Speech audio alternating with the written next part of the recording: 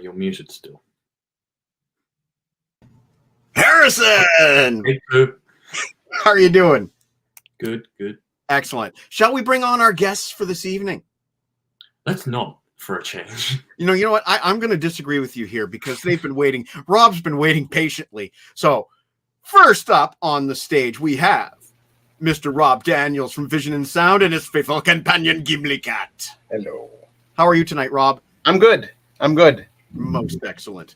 Next in line, we have... How is Gimli today? Oh. Very furry and purring very loudly. I don't know if you can hear him. Apologize for neglecting Gimli. Next up on the stage, author of Unspooled, an adventure in 8 tracks, and the guy behind Tim's Vinyl Confessions. It's Tim Durling. Oh, no, it's not. It's Eddie Van Halen himself. Hi, nice to see you, Eddie.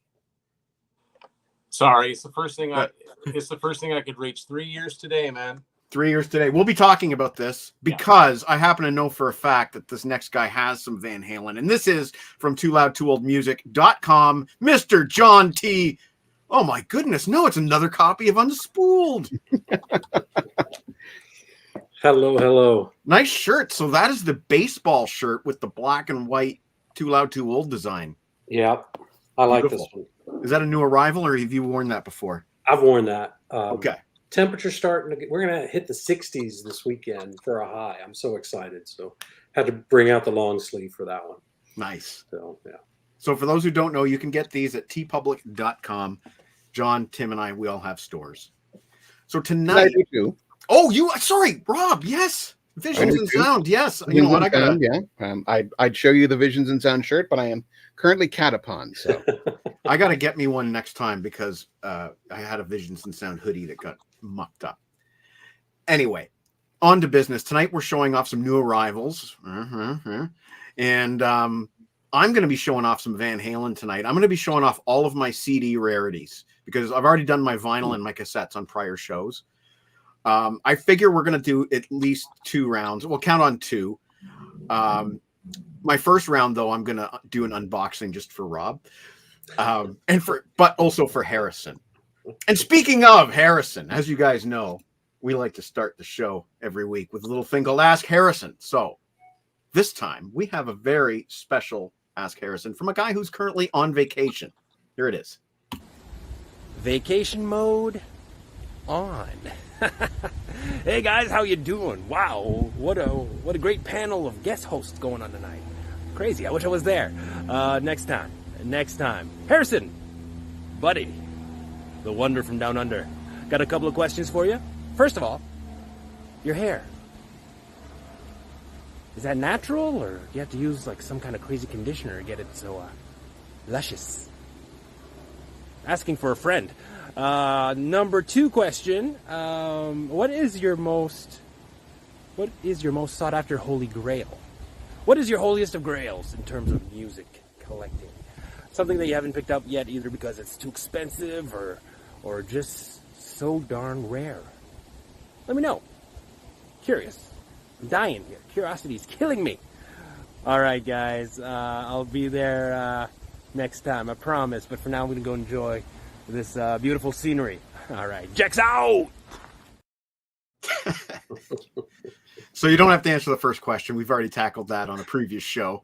Yeah, the only thing I've done today is hastily comb it before the show. Okay, so that's the secret, Jack's a comb.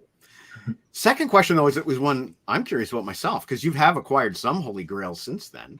Yeah, I would say that my holiest of grails I've already acquired. So next on the list is, for the record, the holiest of grails is this Blaze Bayley bootleg. Oh. So second on the list is another Blaze Bayley bootleg, one that Mike owns, called Virtual Light Strikes Over France. Gotcha. The double that I don't even like. And paid a lot of money for. I think that was like $70 or something like that.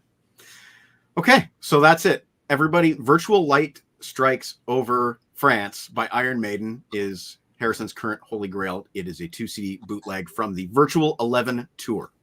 So keep your eyes open. If you see it, message me, message him. We'll figure it out. All right. Are we ready to begin? Yeah. All right. Why don't we get this unboxing out of the way first, just so just so we can say we've done it. This is the first time I've done this live. Oh, Rob left. Rob laughs. Yeah.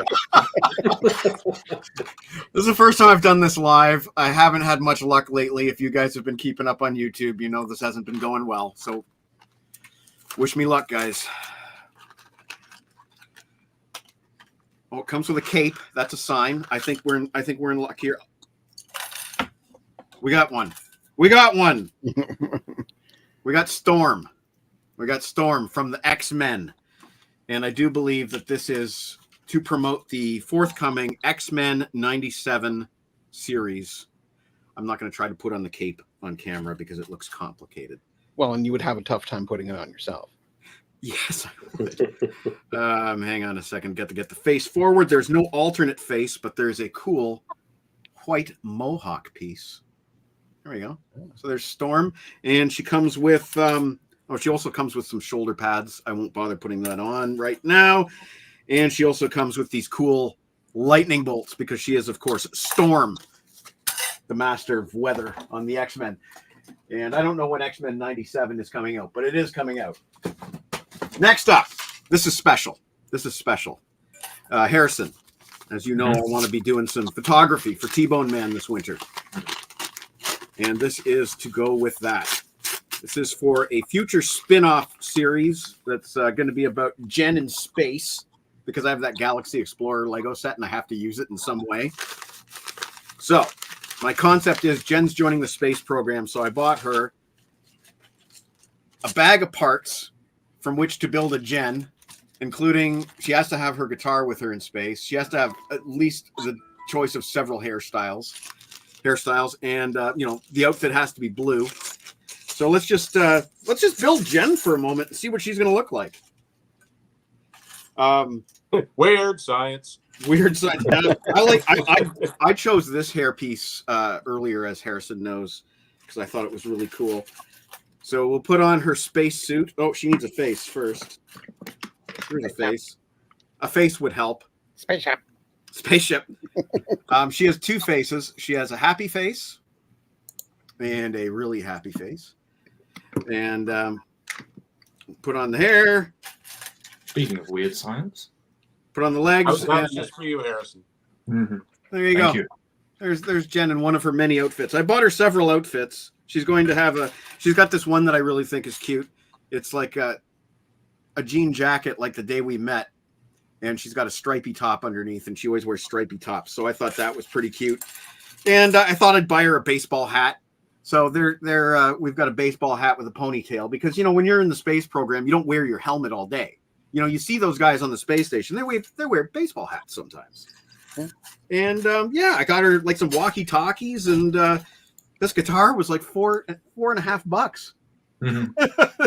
These are not cheap, but yeah, we're gonna have some fun with some photography this winter. And finally, some new arrivals on CD. I just thought we'd take a look at the packaging. Tim, I know you have this one already on vinyl. But let's take a look real quick. Alice Cooper Road. This came out, like 2 months ago? I think just a month, but I could be wrong. Now, I wasn't in a huge rush to get this because I wasn't, the singles weren't doing it for me, but I am eager to hear Nita Strauss on an Alice Cooper studio album instead of just live, This is the first Alice Cooper album with the actual band writing and playing on the album in many, many, many years. So I'm looking forward to hearing Alice Cooper Road. Next up, thank you, Chris at Mexico Records, for hooking us up. We got the Arkells' brand new album, Laundry Pile. This is less than a month old. I don't know why Amazon are not stocking Canadian bands. Why? I don't get it.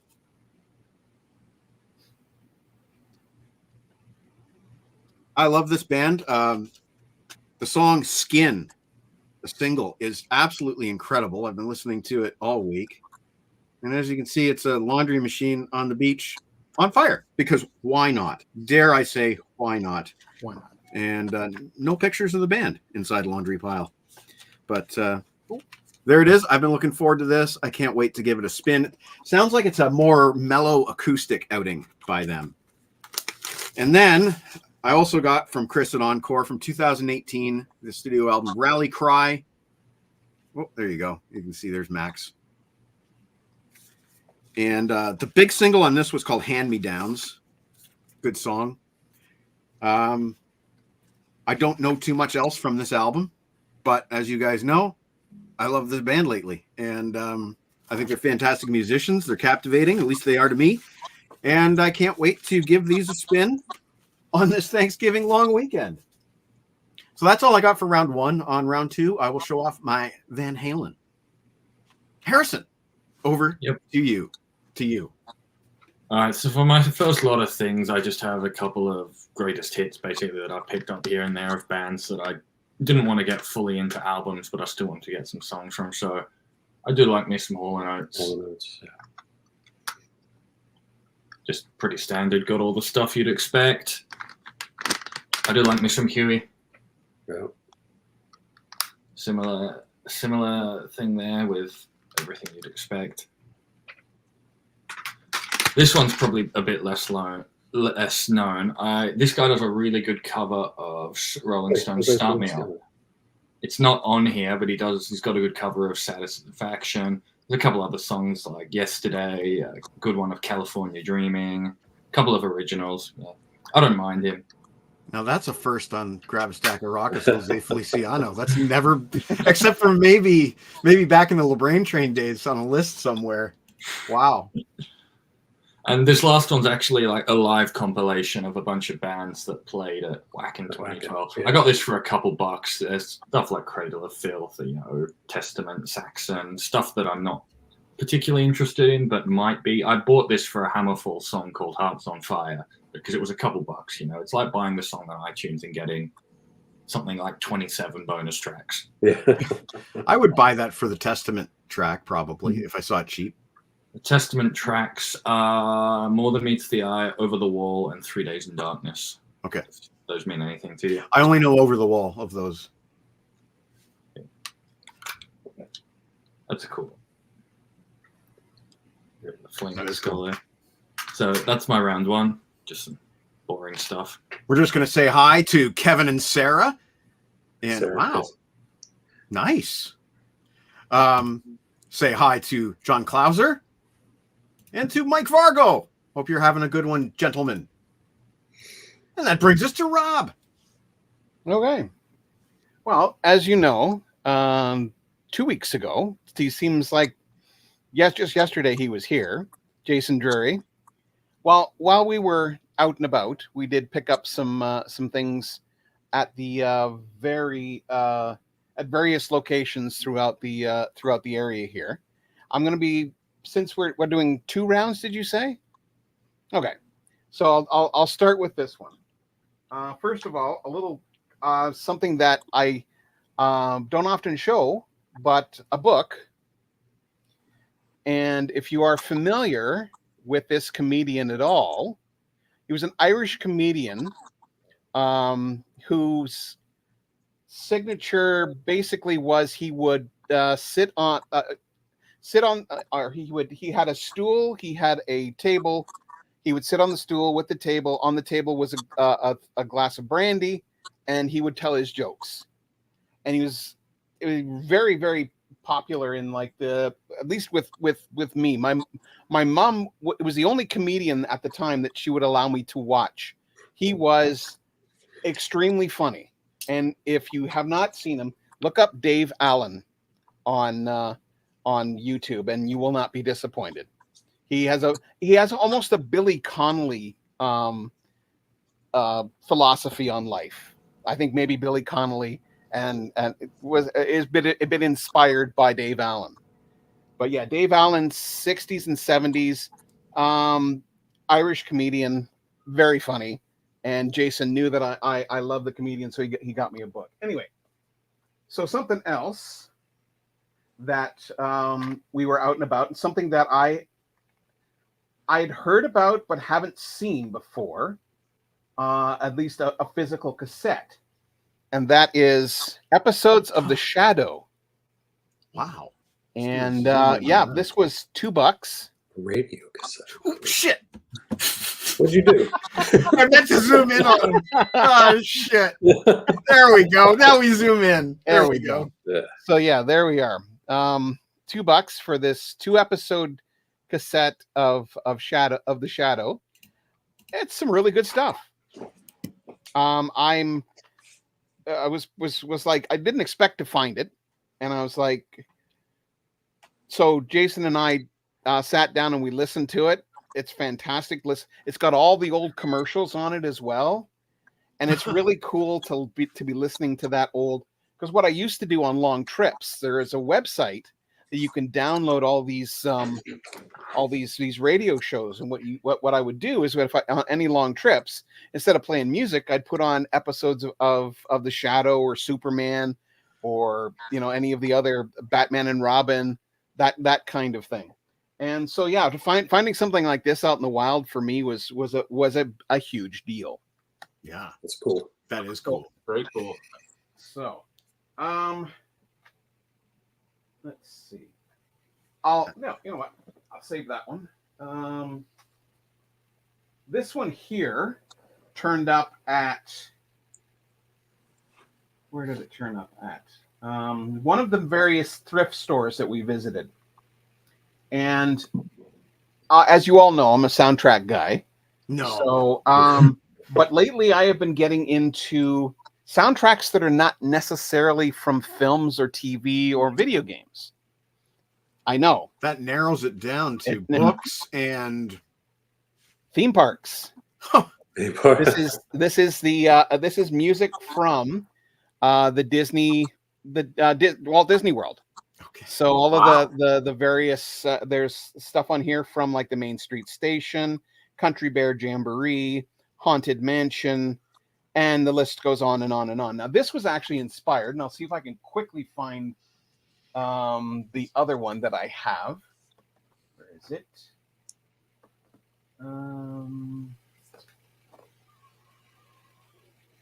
Where?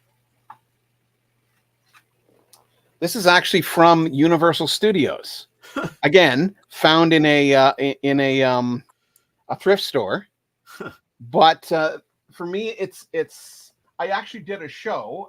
It's not my regular Visions and Sound. I actually do another show called Obscure Scores, and I did this, and I did a show with the Universal Medieval Times, which I actually have. There is actually a soundtrack for Medieval Times, believe it or not, and something else, from the McLaughlin Planetarium, a cassette that I found in a dollar store done by a Canadian composer, Michael Dana, and it has music from, it's called Stars and Planets, and it's music from the McLaughlin Planetarium. So it's it was that kind of thing.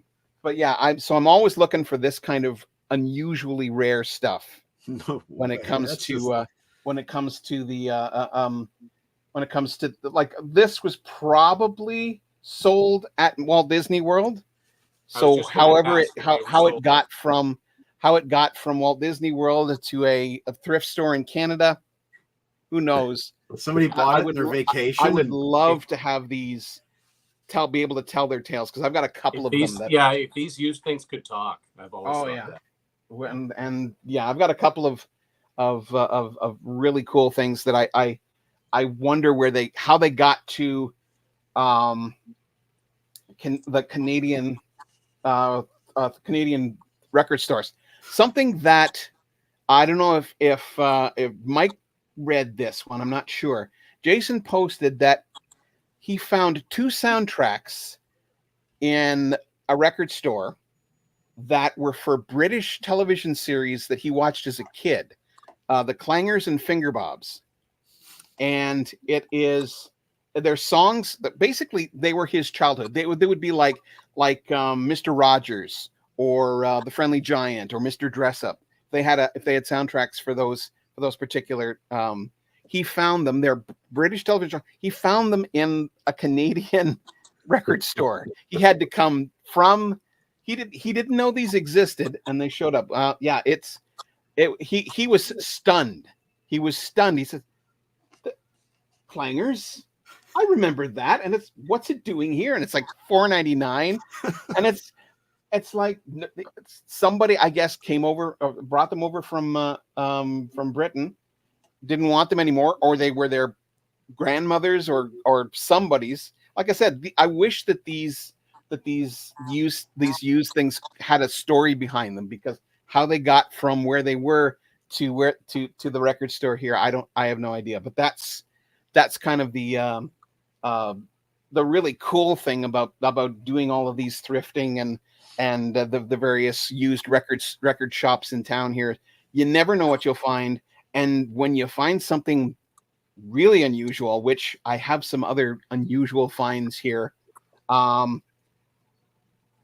you're just grateful that somebody out there was able to let them go so that you can hold on to them. So yeah, that's my first round.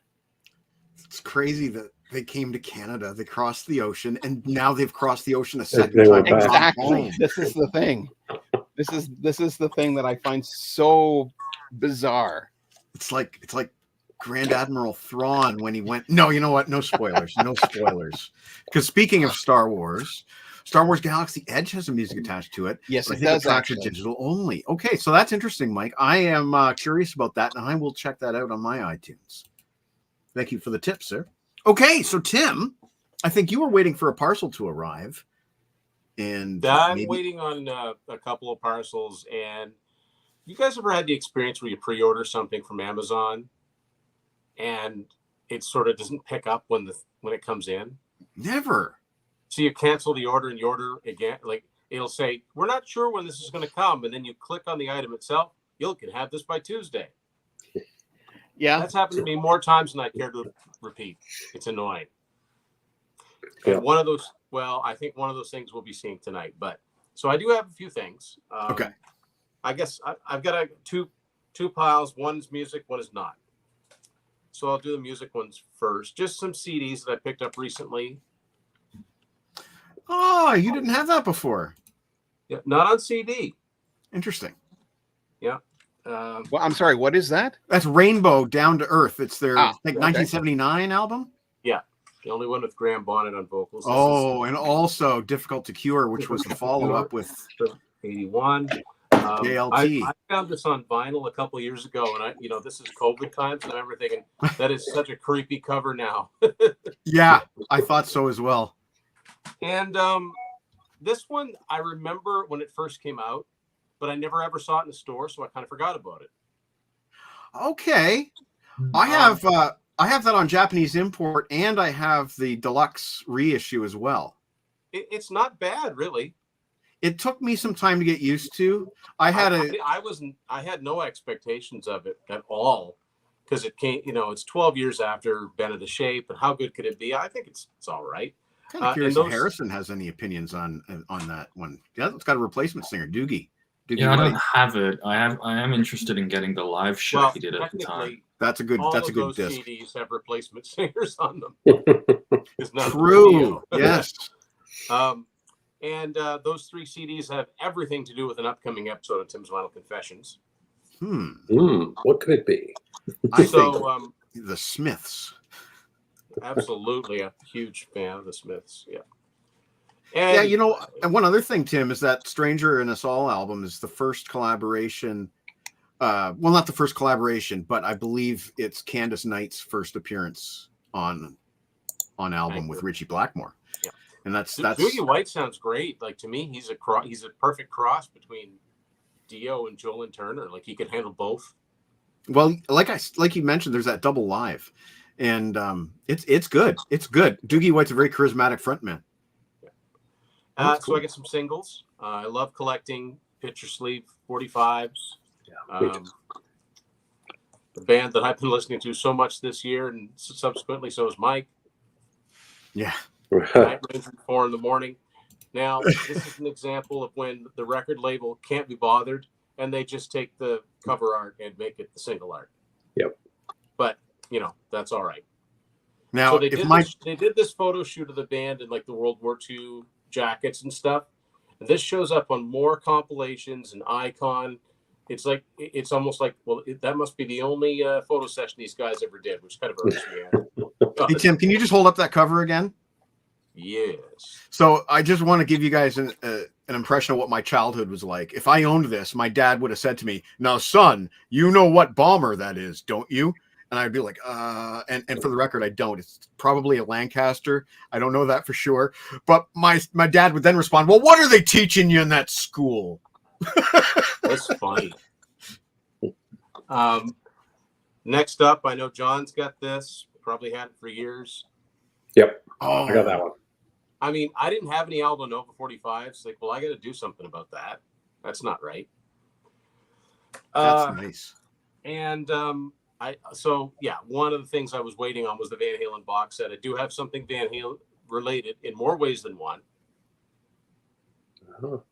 Because, of course, the video to this song features a mechanic by the name of Claudio, who apparently was the meeting point between Sammy Hagar and Eddie Van Halen. So, oh, that's the mechanic, the guy in the video. Right.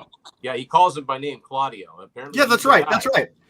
And he's like, I just adjusted the tire pressure. For a singer, yeah, you should call Sammy Hagar. That's the lore anyway. That's the accepted. And one more thing, it's not a picture sleeve. I just thought it was cool. Oh, Ooh. Yeah, those are fun. I think that it's an odd choice of a single. Shake It. Yeah, they made a video for it. I like it, but I don't know. But hey, it's Coney Hatch. There's not a lot of stuff out there, and more on them later. That's my pile. nice. Well, we've been talking about. Hey, look who's here. Good evening, Jax. We answered. Harrison answered your questions. Harrison answered them.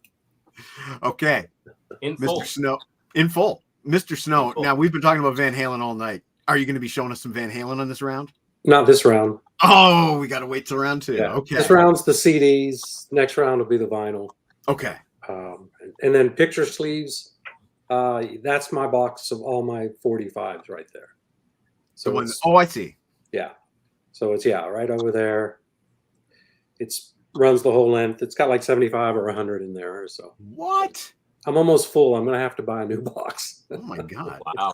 Yes, Modern the day struggle for storage is real. Yes, it is. All right. Well, we've talked Night Ranger, so I will show the 2 new Night Ranger, the new Rock Candy editions. Nice. For Dawn Patrol. And then I like the CD art's really. It's it's the logo, so it's really good. Always great visuals from Rock Candy. And then, of course, Midnight Madness was the other one they did.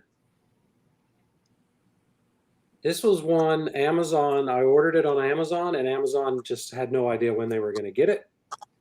So I canceled it, went straight to Rock Candy, ordered it, had it in 5 days, and it was actually cheaper than going through Amazon. So I was quite happy about that. The next item I have is a very rare Robbie Williams CD. It was exclusive to his fan club, and I'm going to have to edit it by putting my finger over his. Oh, goodness gracious! Yeah. So it's Under the Radar Volume 1. He has 3 of these. I've only been able to get a hold of the first one so far. They're very hard to come by, and they're expensive. I could buy them right now, but they're expensive. So yes. And it's got some great, these are all unreleased tracks that he's done, and some stuff that's better than some of his albums. This one's probably going to be my favorite of the bunch. Are you going to be writing it up? Eventually, yes. Okay. Eventually.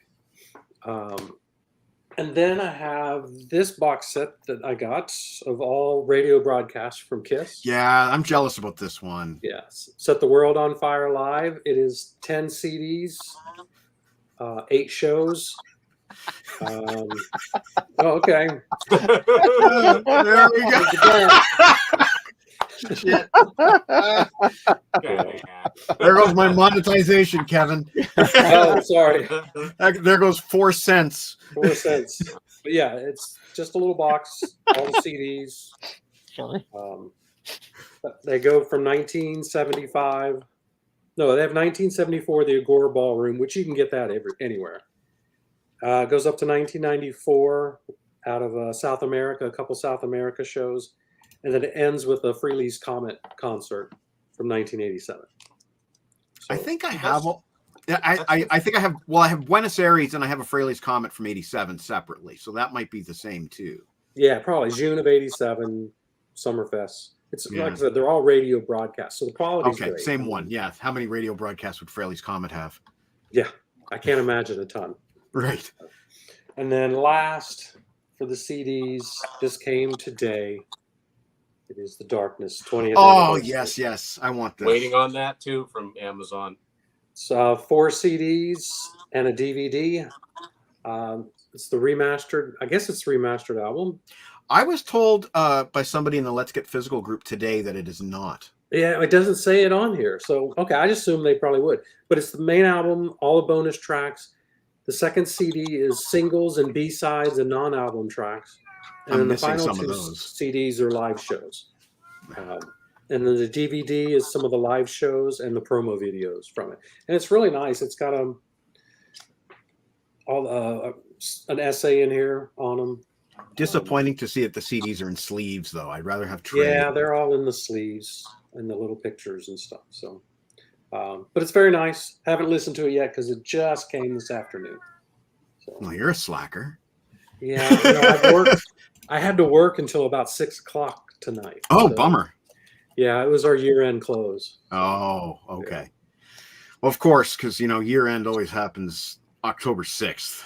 Well, yeah, September 30th is our year-end. Ours It takes 5 days to close. at the record store, and we'll see if Harrison remembers his record store tales very sharply, but the record store, our year end was October 31st every year. I missed Halloween every year. Every year. Inventory. Anyway, thank you, John. Should I skip over to Harrison and then do my go last? I think I will. I think I'll skip over to Harrison and then I'll go last. So Harrison, round 2. All right, I've just got a couple of interesting pickups here. This one is the 2018 deluxe edition of Killing Is My Business and Business Is Good by Megadeth with some. I didn't know you were that big of a fan. I just picked it up one day in my local CD store. It wasn't expensive. You can't see anything there. It's got some live tracks and demos as the bonuses. And it's got the updated cover art closer to what Dave Mustaine originally intended. Right. I mean that kind of like a sarcastic George Lucas kind of way. I always meant Han not to shoot first. That's the way I always meant it. Right. I picked this up just last week. Deep Purple's latest. Funny enough, I follow a great Deep Purple podcast on Twitter. Fantastic guys. And today is the 1-year anniversary of the announcement of this release, or the 2-year anniversary. Probably 2-year anniversary of the announcement of this release. This is a very cool covers album. I like the you can't see it there now, but the sticker on it said "Warning contains 100% covers." And it's good. Mm. It's really good. What did you think about the Battle of New Orleans? It's one of my favorite tracks on the album. It's one that I keep coming back to. And am I right that is Roger Glover singing lead vocals? I looked at the liner notes. I think it's Glover, Gillan, and Morse all contribute vocals to that track. Definitely sounds like primarily Glover, if you ask me. Yes. Gillan Great album, people. Chorus. Great album. Yep. Notice Mike's not asking me what I thought of it. Yeah. I bought Tim, it. Go ahead. I like the last. I love all the studio albums they've done with Steve Morse. I cannot get into this covers EP, except for "Oh Well." I don't think you can screw that song up. So, but I had to laugh. I was sitting in the Tim Hortons parking lot when I listened to this for the first time, and I didn't really look completely at the track listing. And Battle of New Orleans came on. Now, my dad listened to Johnny Horton all the time when I was a kid, so I'm like, "Is that the?" It is. Anyway. And it's pretty close. Aside from the fact that Morse put his own lick in there, melodically, it's identical. It's identical to the original. I just never listened to it. It's I bought it. I'm a fan. I support it, but I'd rather have heard a new studio album. Well, you know what? This does not hurt me because I shot a barb at Tim earlier today when I told him I didn't like Aerosmith's Done with Mirrors. So Look, I can't help your bad taste. Nothing to be done about it. Done with Mirrors is great. I love that one. I got slaughtered on the LeBrain Train episode where we did Done with Mirrors with Deke, T-Bone, probably Uncle Meat. I can't remember who all was there, but with those guys. I watched that. That was one of the first ones I watched, and I'm sitting there going, I thought this guy was cool. It's all good. It's all good. Listen, that's nothing compared to the reaming I gave poor Jax for Honeymoon Suite, the big prize. I tore him a new one. More on that later. To be continued. Be continued. Anyway, Harrison, do you have anything else? Yeah, just to finish off my round, my sister and I'd like to frequent the secondhand bookstore near where we live, and so I've picked up a couple of interesting ones. This one is cool. We sail into history with Mr. Connery on the cover. Now, I don't know if is it like a tradition for every movie that features Sean Connery to have somebody mocking him in his voice about something they told him? Because Alec Baldwin does it in this. Whoever plays Mina Harker in League of Extraordinary Gentlemen does it in that. And the very last one I picked up is the novelization of First Contact. Oh, you know what? Funny thing, Harrison, I think that might be the first one that I didn't buy because I had everything up to Generations and then I stopped buying them at one point. I think it might be the first one I didn't buy. Didn't Generations come after First Contact? Generations came before 1994. Okay. What do I know then? Oh, that's cool. I'll be curious. I'll be curious to hear back from you once you've read that. But that's my round and my tonight done. Excellent. Well, thank you, sir. And now we turn over to Gimli and Rob. Notice I said it in that order. Yes. No well, I've got a few interesting things. And first of all, I have to say that in my time with Jason, we went to several places, but one of the places that I really enjoyed going to was the Antiques Market in St. Jacobs. And yes. Mike, you've got to go there because they've got some vinyl that I showed you a couple of shots the one day. I sent you a couple of pictures. So they probably got more out there that I don't even know about that you should be checking out. Just from a standpoint of, and there are little vendors all over the place. So they've got. I found some very interesting things. But this was something I didn't have. It's an unusual Hans Zimmer score. Okay. And this is regarding Henry. Oh, yes. And Harrison Ford film. I actually haven't heard this yet, so I'm looking forward to getting a chance to hear it. Young Harrison. Yes, young Harrison. And this was just recent. Within the last couple of days, but this turned up on my wish list. Oh, and it's the Rhino release of the 2-disc Superman the movie, and they did it. Yes, Gimli. Gimli. Okay, this is there's the screenshot for the show, folks. Forget Robbie Williams. Yeah, that's not going to be the screenshot. Trust me. But yeah, so this. Now there has been a recent re-release of the Superman score, but this one's harder to find. And the great thing about this one is that it's got everything. It's got the slip cover, it's got the liner notes, and it's got the 2 discs. And I was like, I expected just this. I had no idea I was be getting the liner notes and the slip cover as well. So I was really pleased with that. Rob, the more recent reissue that you mentioned, is it musically identical? Are the discs the same? It's slightly different. There's some extra music that was not on this. Okay. Just some alternative tracks and that sort of thing. Nothing really major. This is more of a collector's thing. I mean, I could get the Superman one from La La Land, but this one, I kind of like I kind of like the look of this a little better. Well, I mean, It's just me. you got Jex right there. Look at Yes. that. Like he's spellbound. That's why he's wearing shades in that Ask Harrison. All right. So I also found some very interesting vinyl. I always say, what's the point of vinyl? It wears out so quickly. But then I'll see something out there and I'll go, holy crap, I didn't know this existed. Uh-huh. Case in point, Whoa. this is a soundtrack in every sense of the word. It is actually dialogue from the film. Oh. And I saw this and I went, it's got to have some music on it. It does, but it's basically a synopsis of the movie.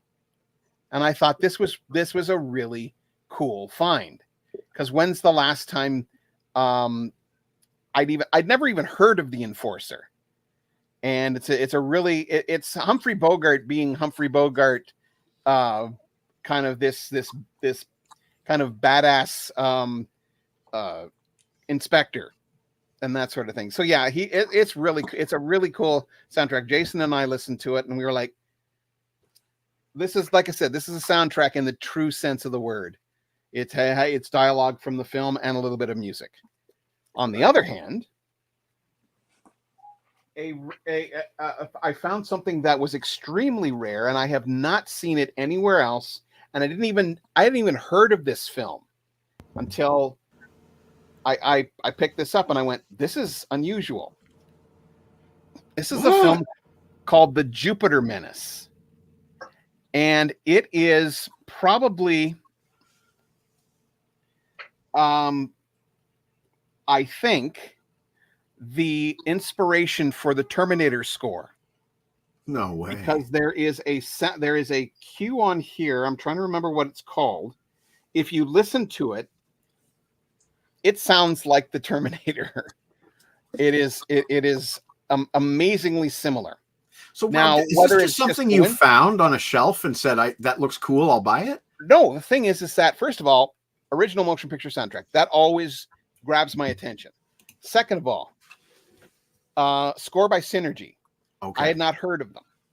Then Larry Fast. And that to me is like, so then I pick this up and I go, oh, George Kennedy's in this. And it's okay, get this as well. It's produced by the guys who did Highlander. So I and the documentary actually is on YouTube. Okay. So check it out. It is, how is it described? It's, the world is doomed and nobody can do anything about it. Essentially, that's what this is all. This is what this documentary is about. Look how menacing Jupiter looks on the cover. It looks like the Eye of Sauron. It's just so it's such a cool cover. I just think it's great. Well, Kevin is sold. Yeah, he likes it. I was just saying that the cover is worth the price alone. Yeah, and I actually got it at a really good price. Finally, now at the opening, your opening mic for the show shows Jex holding up a Spoons album. Yeah, I'm going to ask him if he has this one. Okay. Oh, I think I know what he's going to show. Yep. Listen to the City. This is celebrating its 40th anniversary next year. Okay. And it is a short that Sandy Horn actually acts in, and is a fairly major character in it. I've heard of that. Okay. It's shot all around Toronto. There's stuff there that does not exist anymore. Sarah has it on vinyl. Okay. This is actually a gift from my girlfriend. She has the album, but she also has the cassette. Jex has it on vinyl. Yeah, this I'd been looking for this for a long time. And Rob, this is where Romantic Traffic comes from, isn't it? Yes, it has. Tell No Lies and Romantic Traffic are both listed on it. Ah, but yeah, this is to me, this is an interesting thing because this was at the time when rock stars were kind of doing scores and soundtracks, and they pop up every once in a while on in looks. But this was the first Canadian one that I recall. Sandy Horn and Gordy Depp doing the music for this short film that was shot in and around Toronto. So for me, this is really cool. I'm so glad that Tamara was able to part with it for me, and so it's already been transferred to digital, and I'll be doing a show on it next year for its 40th anniversary. Fantastic, and it looks like we have some fans here. So yes, I was just it's very hard to find on DVD, but you might be able to find a copy of it on YouTube. I don't know, because apparently, according to Tamara, she got the DVD. It was made to order, so she ordered it, and they burnt it for her, and then sent it to her. And so what ends up having to happen? She had to wait because they do a run of 5, and so they had to wait till 5 orders came in, and then they sent her the DVD. Interesting. So yeah, listen to the city. That's I saw it. It's actually a little bit of an unusual film, but at the same time, pretty cool. I'm gonna have to get Dr. Catherine to watch this show because I don't think she's aware of. I've never heard her talk about Listen to the City, and I don't know if she has this yet. So, Dr. Catherine, I will. Okay, at the 48-minute mark, there's where you have to tune in. Yep, cool. And that's it for me. Okay, and I have a hungry cat, so I'll be right back. Okay, Jim. And that brings us to Mr. Tim. Actually, you know what? No, you don't get to go this time because no, I'm just kidding. You get to go. Oh, look, he's frozen. His window's frozen, completely frozen. Except that he blinked. Oh. I've just got some books here to talk about. Just books, no cookies. So one of these is quite old. My buddy Matt found this for me at a bookstore in Fredericton. I've actually never been to. One of those things. He sent me a picture of it. While I think of it, 2 weeks from tomorrow, if all goes well, I'll be meeting Mr. Jax in Moncton. We were going to the Riverview Record Expo, so I will be on the lookout. And hopefully Jax caught that too for that Iron Maiden bootleg. Okay. So, yes. So he sent me a picture. He's like, "Do you have this?" And this is Close to the Edge: The Story of Yes by Chris Welch. Now, Chris Welch is a well-known British writer, but he was essentially their biographer. He followed them around from the earliest days when they were playing clubs in the late 60s in England to this book goes as far as 2007. So, stuff happened since then, but there's a lot of things I didn't know. I didn't know how much these guys fought. I knew there were a lot of lineup changes, but I didn't know how cranky they were. So bunch of cranky old men here. But anyway, got that. I've got an upcoming episode where I kind of talk about this. I'm late to the party because it's been out for 4 years, but The Gospel According to Luke from Steve Lukather.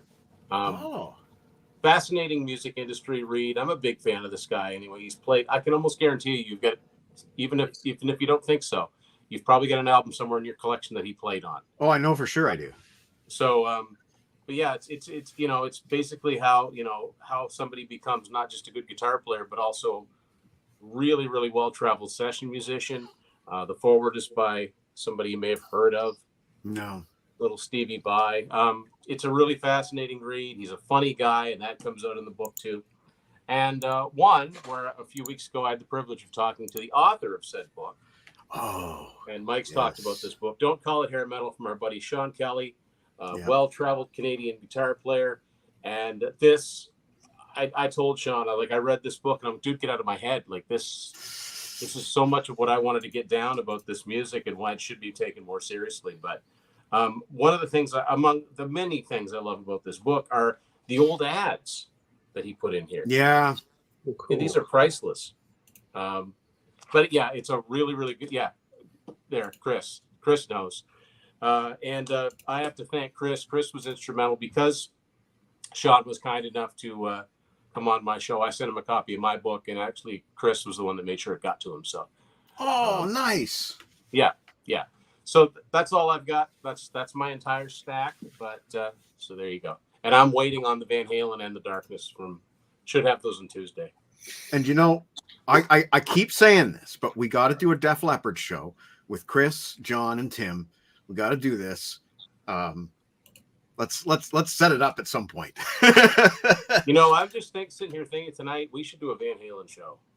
Well, I'm game. But I'm hoping that this time John has some Van Halen to show us. And I know for sure that some viewers are hoping this too. Well, I guess I'll start with that one then. Okay. It was at the bottom of my vinyl stack. But yes, here it is. There it is. That looks nice. That looks a lot nicer than I expected. The collection number 2 with the Sammy Hagar era, all his albums, and then a bonus, which one right here? Bonus of all the bonus tracks and I guess they're just bonus tracks and stuff from the greatest hits albums and things like that. Importantly, John, this is the first time that the track Respect the Wind has been released credited to Van Halen, because on the original Twister soundtrack, it was credited to Edward and Alex Van Halen. Yeah. So this is the first time it's come out on a Van Halen release and first time it's been credited to Van Halen. But yeah, and it's just, they're just duplicates of Right. the originals. I won't go through each one, but they do have, full set in there. Pretty good reproductions of the original releases. Looks Yeah, like. and I've heard, again, this just showed up. I've heard the sound is great. So I'm excited about that because I only had the first two, 5150 and OU1812. I only had those on vinyl because I don't think Balance has ever been on vinyl. Yeah, it is. Oh, it is on vinyl? Very hard to find, but It's just maybe it's just way too expensive. So Yeah, like that was the tail end of vinyl, really. Well, actually, I remember being very surprised to see that in Sam's, and it was just for regular price. I'm glad I bought it. It's one of the most expensive records in my collection, according to Discogs. Yeah. Well, maybe Kevin will get lucky and they'll release it for Record Store Day. Maybe Balance so. is Euro vinyl. There you go. No, mine's US. Okay. Okay. Then But it's very rare either way. yeah. Then I have Ace Frehley, Oh, the singles. the singles box set. This one, when it came out, I just was like, great, more stuff, because Ace just reprints out stuff. Now, Yeah. these have never been done on singles before. But the price was ridiculous. It was like $125. Well, I'm guessing they're not selling because I picked this up for $40, and for that price, it was worth for me to add it to my Ace Frehley collection. So, and it's basically first time on vinyl, 7-inch vinyl, 7-disc set, full color picture sleeves. Each one is a different colored vinyl, and it's a great little set. I'm actually going to write it up tomorrow. It's a neat, it looks neat. It's a neat idea. Yeah, it's great. I mean, it's a good chance to give us something that we don't have. I just get tired with Ace and all his albums. He's got like 70 million variants of every single album. Right. Like every time I log in, it's like, okay, so he's got 5 new colors out. And then, Spaceman, it's different cover art. And I don't know if this is a hot take or not, but none of them are that good. I like Spaceman. I really like them. I only want one copy. I don't care to have a silver and a blue and a red. And I just want the album once. I really liked Origins Volume 1, and I didn't like Origins Volume 2 very much. Same. So it's not just me. No, Right. I thought the selection of songs are better, but Ace really needs a co-lead vocalist because Ace singing his every voice song, I like it in doses, you know what I mean? But who was it that he had sing on Bring It On Home, his drummer? Scott Coogan? Yeah, I think so. I mean, that's good. I like that. A little bit more of that would be good, but Ace singing every single song. And have you guys seen the live footage of him lately? Oh, man. It's not No, I good. haven't. There's some things I avoid. Yeah, I try to avoid that as well. Try to avoid it. I saw it by mistake. I wish I hadn't. Sloppy. And then I got another box set. I've become a really big fan of Candlebox. I know you have. And I got into them a few years back. They put out an album, and I was like, hey, that looks good. And I bought it and loved it. And so I've been buying everything. And this is the first 3 albums reissued. Actually, I think one of them has never been on vinyl before. And they're doubles. And then it's got an extra LP of unreleased demos and alternate mixes as well. So like the Van Halen, they did something separate. But each album does have bonus tracks already on it. So it's fully loaded with a whole bunch of stuff. And I'm really excited to get into this one in some more detail. I haven't, again, had the opportunity. Now, Tim, we were talking about Kelly Gray earlier today. Kelly Gray is the producer that made his name producing Candlebox. Okay. And then I'll go real fast through these other things that I've gotten. This is the Kiss My Wax version of Slaughter's Wild Side. Life. It's beautiful. Absolutely beautiful. Red vinyl. I like this album. I think it's underrated. I think it's underappreciated. I think so too. But yeah, it looks pink, but it's red. Yeah. So that one, I've kind of gone crazy the last couple of weeks. So I did the new, a new version of Slave to the Grind, Skid Row. Yep. This one's on this really pretty. Ooh, that is nice. Yeah. So. And John, and it's finally affordable. The songs that were on the 2 variants of the album. Beggar's Day and Get the F Out. Sorry, I have to look. No. Oh, get the fuck out's on there. John, I've never heard you say that word before. Oh, you haven't been in a car with me. Yeah. And then Scorpions finally put out Humanity, Hour 1. What color is that, John? I know all their albums are different. Gold, yeah. Yeah. Got to admit, those Scorpions vinyl reissues do look nice. And I know you like that album. I picked up because it's the only one I didn't have on vinyl. And then I've got the Defiance. Of course you do. Yeah, and I got 2 copies.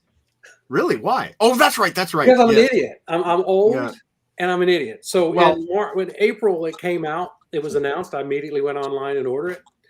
And then in May, I saw something. I was like, oh, I forgot to order that. And I went in and ordered it again. And the next thing I know, I got 2 copies of it. I got 2 copies of this, and I got to eventually send this in the mail to Jax because he wants it and Tim didn't. What is it? Marillion. I've been trying to get you to listen to Marillion for a while, but Jax really is interested. So, yeah. So we'll stop with that. Okay, so I guess that leaves it with me and my Van Halen collection. So again, it's been 3 years since we lost Eddie, and been seeing a lot of great tributes all day. I have shown off, I think, all of my Van Halen vinyl in the past. Definitely my 7-inch singles. That would have been in the Little Brain Train days, I think. I don't think I've done 7-inch singles on Grab a Stack of Rock yet. But you can check that out on YouTube. It is there. So today I'm going to show off my Van Halen CD rarities, not the regular albums, just the rarities. And you might say, well, Mike, what's so rare about OU812? But then you notice I've got it in a 2 CD case. And behind my regular OU812, I have the 3-inch single for Finish What You Started. And that has a Finish What You Started remix and Sucker in a 3-piece. And you might say, well, Mike, why is that there and not in a case? Well, when I was working at the used record store, that came in. Somebody had brought it in without the case. And I told the part-timer working, buy it. And he's like, but it's got no case. It's against store policy. And I said, buy it. So I figured right away, I don't care if it doesn't have a case because this is a neat way to store things that don't have cases. It makes sense. It's the album it belongs to. So right. That's what I've done in a lot of cases with promo CDs that don't have artwork. This here is a radio broadcast from 1975, really early and not so good. I have reviewed this on my site and it's rough. I mean, this is Van Halen playing Backyard Parties, you know. Gene Genie, If You Can't Rock Me, Women in Love, Rock Steady, Rock and Roll Hoochie Coo, The Fool and Me, Keep Playing That Rock and Roll. Eddie and Dave talk about recording. Eddie warming up, and I'm the one. But if you read my I'm the review, one. But I don't think it's the same track, if I recall. Oh, okay. Okay. Again, sorry, brain fart. You'd have to read my review that I wrote. There's a reason that I don't know these songs that well. It's because I never listen to this. It's painful to listen to. But well, they're mostly covers, I think. Mostly covered. Gene Genie was awful. I can tell you that I remember that. Gene Genie was god awful. There's one here that I've been wanting to show to Jex because he just got this album recently. I have a very rare digipack version of Right Here, Right Now. I also have the vinyl, which John has shown off on this show, and I've shown off on this show. But the digipack, you don't see this very often. And it has these 2 extra photos that weren't in the regular CD version. I've never seen a digipack. Yeah, I've never seen a digipack version of that. Well, it's like you guys were saying earlier. It would be nice to know the stories of where these things came from. And this just came into my record store one day. And there's the standard black booklet that came with every copy of this album. Yeah. Jax's copy was missing the front cover art, which if I remember correctly is just a paper insert over top that black booklet. Yeah, I've got a digipack. You do. So this might be a US release. Burbank, California, it says. And yeah. If I'm not mistaken, my copy of that I still have was my very first selection of the month from Columbia House. When I joined Columbia House, it was the first time that the selection of the month was something I would have wanted to buy anyway. Mine was a Costco. Now here's a nice single. Very cool when Van Halen give you non-album tracks on singles, which is not often, but it did happen. So in this one, we get Mine All Mine and Eagles Fly, which, if I'm not mistaken, both those tracks have been reissued on the current vinyl version. But that's a nice single. Mike, he has the digipack version as well. He's in Pittsburgh. So again, I'm starting to think it's a US release. Here's one I found years ago at Encore Records, a 2 CD bootleg. Most of this is Live Without a Net. I think it's actually a mixture of Live Without a Net and the Right Here, Right Now live VHS / DVD. It totally is, Mike. It totally is. Yeah. But it's nice to have these Live Without a Net tracks on a CD. You know what? It would have been nice if they'd have put out, with the Van Halen box set, if they'd have put out just the soundtrack to Live Without a Net, because I really like the versions of the songs on there. Me too. And just like they, like when AC/DC put out Bonfire, they put out the soundtrack to the Let There Be Rock movie. Tim, look, the fact that Van Halen did anything at all is something. I know this might be sacrilege, but I kind of like the version of Love Walks In with Sammy playing his own guitar solo. It's kind of cool. I like that. I like it. I like it too. I like it when it seemed like they were more of a team. Yeah. And they actually liked it. And the keys were just piped in. Yeah. And Eddie actually played them. Yeah. Here's another single from Right Here, Right Now. This is a promo. Look at that. Van Halen turns 15. Isn't that quaint? Very so that is just a sticker on a CD case. That's all it is. There's no back cover. If you break the CD case, you are effed. Oh, so it's one of those ones where if you break the CD case, don't. Well said. Here's another one. Black and Blue. This one does have a back cover. Black and Blue fade and Black and Blue edit version. Yeah. I like that cover art too. And here's what the CD looks like. Pretty standard WIA. I was going to say that almost looks like the first album. Very much, yeah. That. Just because it just says Van Halen and there's no other title, yeah. Yeah. I showed these off earlier when we did the show with Peter Kerr, but it's the Can't Stop Loving You Part 1 and 2 singles with the very quaint idea that you bought both and then you took the CD out of this case and stored both CDs in this tin. That seems like a lot of work. It does seem like a lot of work, but wouldn't you know it? I've gone ahead and done that. I'm not going to take them out, but I put a little CD wipe, a little circular CD wipe in between the two discs just to, prevent friction and scratching. Yeah. The non-album B-side on this is Crossing Over, which we talked about on the B-side show with Peter, or the tracks that should have been on the album, I believe it was called. And all the rest of the songs are just reissues from Right Here, Right Now. The other single that came out, there was another 2 CD single that came out, and it might have been Don't Tell Me What Love Can Do.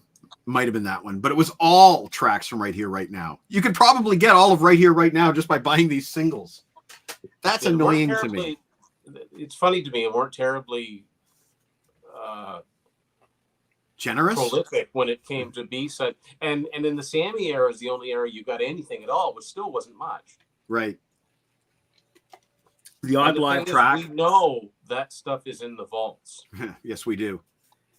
I showed this one off on the Peter Kerr show as well. Yeah. You know what? I kind of wish I'd bought that because I had the chance when that first came out. There was that, and then there was the standard jewel case, and I think that was only like $5 more. I wish I'd have just bought it. Not when I bought it. It wasn't $5 more. It was like $45. You know what's interesting, Tim? This would be interesting to you. The actual CD itself has completely different artwork on it, and that's rare. That's rare. CD came in this sleeve right here. There are no bonus tracks, and it had this sort of obi strip on the outside, which also has the track listing on the back. It came with this sticker, and it came with a whole bunch of these weird photo cards with lyrics on them and credits, and they're each one has slots in them. I don't know if you can see that on camera, but they have slots. I've never unperforated these slots, but the idea is you can fit these together like in structures, like a house of cards. I'm not sure the benefit of that. Make a little photo tower of. Anyway, each one has artwork and whatnot. Sometimes photos, sometimes just artwork. That's kind of a neat one. The circus theme, of course, was what they were going with on Van Halen 3. And for better or for worse. Circus, all right. Yeah. But for better or for worse, it did come with one cool thing, which is this. Yeah. That's nice. Nothing on the back. You know what really would have tied that together, Mike, is if it had That's Why I Love You on there, because that's a great song. Well, Tim, it's funny you might mention That's Why I Love You, because I made my own deluxe edition of this album, including a CD single for That's Why I Love You. It's a great song. Yeah. And that is the track that I picked out that should have been on the album when we did the Peter Not Kerr only should show. have been on the album, it should have been a single. Yeah. It actually could have been the lead single and been a hit and changed the fate of this album drastically. Van Halen 3. Now, I also have something that I've rarely shown off. This is not a 3-inch. This is, well, I'll show you. It's a promo for Without You. Yes, that is the actual case. There's this 3. Can you see that? There's a thickness to it. It stands out. It's raised. It's raised, yes. This is really cool. So there's the case. That's just really cool. Again, don't break it. And here's the CD. So it's not a 3-inch, but it's supposed to look like it is. Yeah. Now, it's funny. I've never seen any of those other than that. I've never seen any of those singles from Van Halen 3, like any of that extra stuff.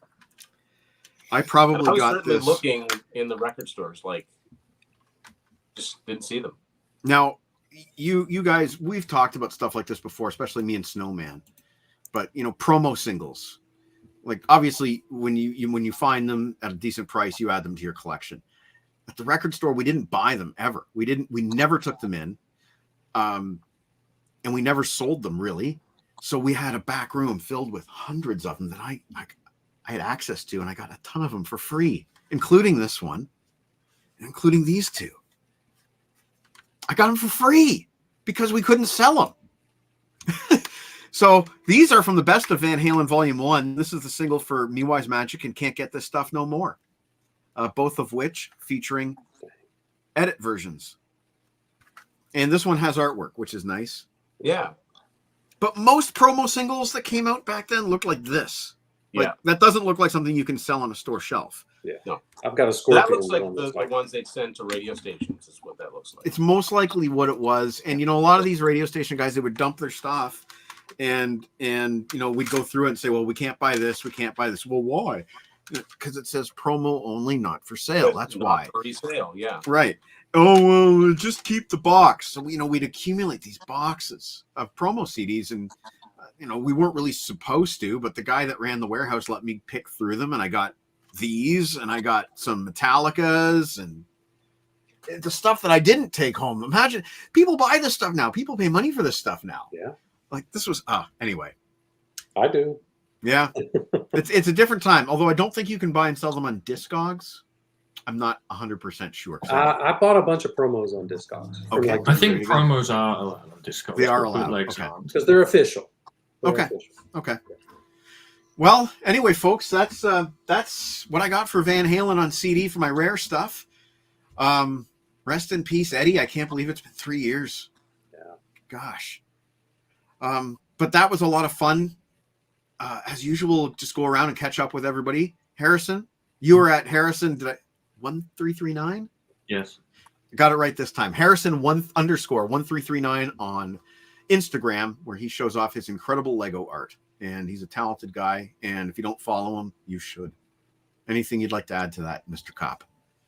Not exactly. You have chosen wisely. Okay, good. Good. Rob, Visions and Sound, what do you got going on tonight? Well, tonight is the 30th anniversary of The X-Files, the television series that started in 93. Last week, I did the 25th anniversary of the first film, Fight the Future, The X-Files Fight the Future. This week, because it's October and it's Halloween Horror Month, I figured I'd start with the series proper. And all this month is going to be full of various milestones in horror. Next week is the 40th anniversary of Something Wicked This Way Comes. Wow. The following week after that is the 50th anniversary of The Exorcist. And the week and my Creeps, Creatures, and Things That Go Bump in the Night Halloween show is actually the 45th anniversary of the original Halloween, John Carpenter's Halloween. Wow. So yeah, wow. This month is going to be jam-packed. It's going to be killer. Yeah, it's going to be killer. And there might be some other surprises showing up on the website, but we'll see. No spoilers. We'll just keep that under wraps. Nothing solid at this point, but no spoilers. Yeah. Oh, well, Tim has already visionsandsound.ca if you're interested. There you go, folks. Visionsandsound.ca. And you can, if you're reading this on WordPress, you can click that link. It's live. Now, Tim, you've already revealed that you have a reunion with Jex coming up in a couple of weeks. What do you have cooking that you can talk about?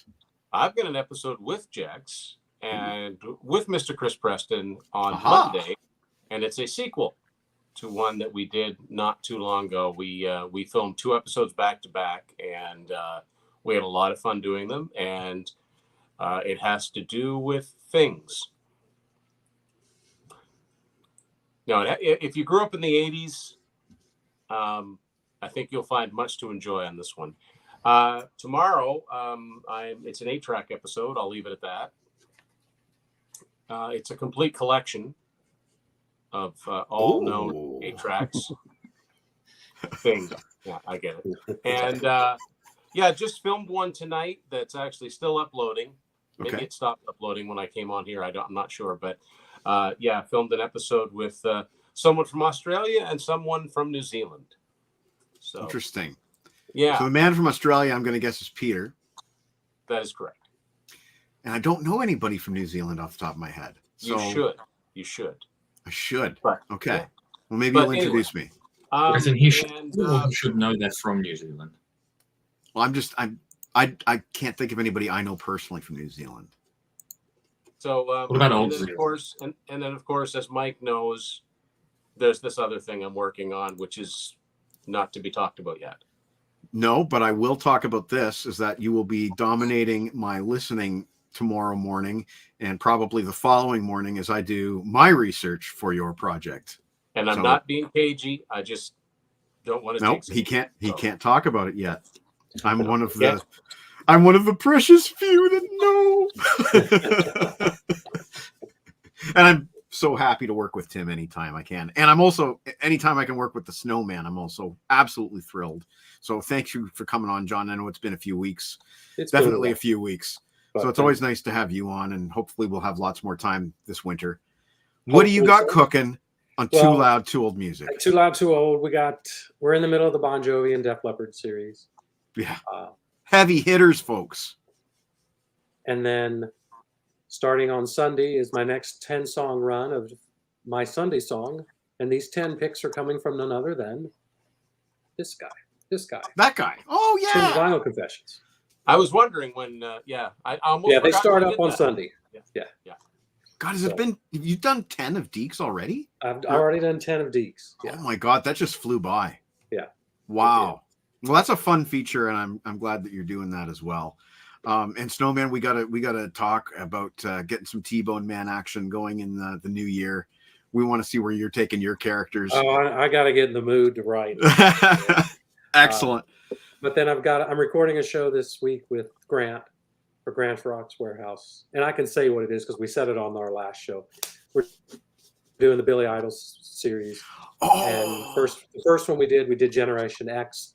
Now we're going to do the Chrysalis Years for this next batch. So Chrysalis Years, what does that go up to? Does that go up to Cyberpunk? That's basically debut album, the EP, all the way up to Cyberpunk in 1993. Cool. So, yeah. Awesome. I can't wait to see that. You guys do great stuff together. Well, I guess that's about it. We're going to see you guys next week, or at least some of you, because we have a show that was suggested by Harrison. Next week is Friday the 13th. So we wanted to do something monster, chiller, horror theater related. And Harrison said, well, why don't we do the top 5 songs about monsters? And that leaves a huge, monster, chiller, horror theater is a Canadian reference that only a few of us understand.